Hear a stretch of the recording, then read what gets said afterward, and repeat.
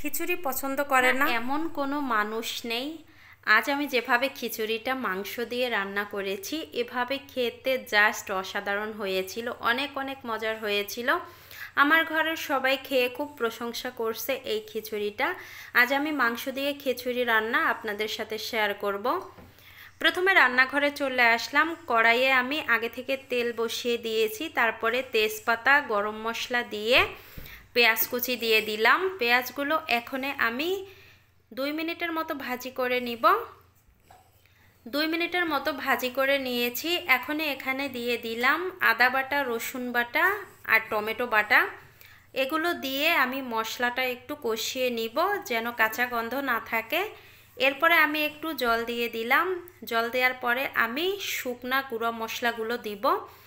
দিয়েছি হলুদের গুঁড়া, এখানে দিয়েছি ধনিয়ার গুঁড়া আর অল্প পরিমাণে একটু মরিচের গুঁড়া দিয়েছি, যেহেতু মাংস রান্নার সময় আমি মরিচের গুঁড়াটা দিয়েছি আর আমার ঘরে বাচ্চা আছে এজন্য অল্প পরিমাণে দিলাম।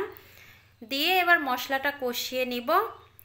মশলাটা কষিয়ে নিয়েছি। এখন আমি ধুয়ে রাখা চাল আর ডাল দিয়ে দিলাম।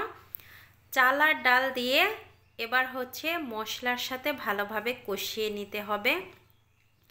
আর এই কষানোটার সময় অবশ্যই গ্যাসের ফ্লেম মিডিয়ামে রেখে কষিয়ে নেবেন, নয়তো মশলাটা পুড়ে যাওয়ার সম্ভাবনা থাকে। আমি প্রায় 5 মিনিট এই চাল আর ডালগুলো মশলার সাথে কষিয়ে নিয়েছি। তারপরে এখানে দিয়ে দিলাম মাংস। মাংসর সাথে আমি 2টো ডিমও দিয়েছি। আর মাংসটা আমি প্রেসার কুকারে রান্না করেছি। সব মশলা দিয়ে আমি প্রথমে কড়াইয়ে কষিয়ে নিয়েছি। কষানোর পরে আমি প্রেসার কুকারে 5টা সিটি দিয়ে নিয়েছি। যেহেতু এটা শক্ত মুরগি ছিল এজন্য আমি প্রেসার কুকারেই রান্না করে নিয়েছি।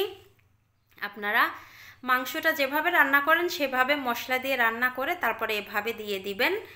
দিয়ে আমি চালের সাথে আবারও 2 থেকে 3 মিনিট কষিয়ে নিয়েছি। এবার আমি এখানে দিয়ে দিলাম জল। জলটা দিয়ে তারপরে আমি ভালোভাবে মিশিয়ে নিব এই চালের সাথে জলটা। এবার এখানে দিয়ে দিব আমি কাঁচামরিচ। কাঁচামরিচটা দেওয়ার পরে এখানে দিয়ে দিলাম স্বাদ মতো লবণ। লবণটা বুঝে শুনে দিবেন যেহেতু মাংসতে লবণ দেওয়া হয়েছে। এই তো এখন দেখেন চালে কিন্তু বলক চলে এসেছে। আমি একটু নেড়েচেড়ে দেখাচ্ছি।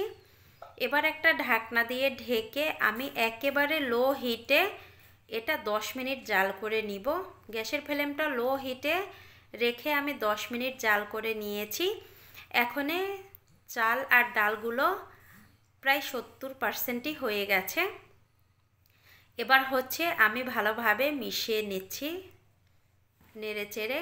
আর এখন আমি এখানে দিব আলু। এই আলুগুলো আমি মাংসের সাথে রান্না করেছিলাম, যেহেতু প্রেসার কুকারে রান্না করেছি আগে থেকে দিলে এই আলুটা একেবারে গলে যেত, এজন্য এই পর্যায়ে আমি আলুগুলো দিয়ে দিলাম। খিচুড়ির সাথে আলু দিলে আমার ছেলে খুবই পছন্দ করে। আপনারা যদি আলু না খেতে চান তাহলে স্কিপ করতে পারেন।